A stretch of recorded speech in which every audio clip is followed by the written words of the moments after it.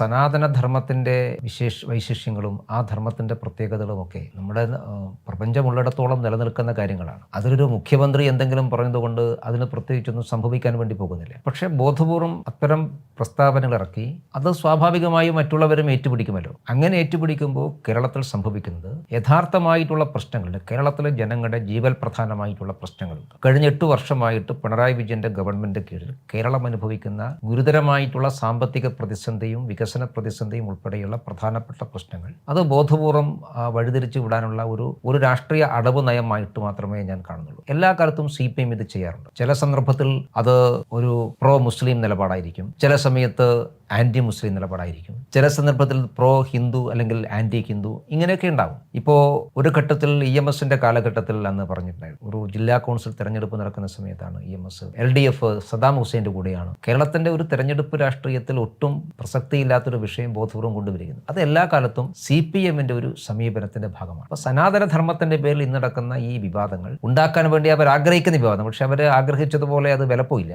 ആ വിവാദം കേരളത്തിൽ ന്യൂനപക്ഷ വോട്ട് ബാങ്ക്, പ്രത്യേകിച്ച് മുസ്ലിം വോട്ട് ബാങ്കുകളിലേക്ക് ഒരിക്കൽ കൂടി കടന്നു കയറാൻ വേണ്ടിയിട്ടുള്ള പരിശ്രമത്തിന്റെ ഭാഗമായിട്ട് മാത്രമേ ഞാൻ കാണുന്നുള്ളൂ.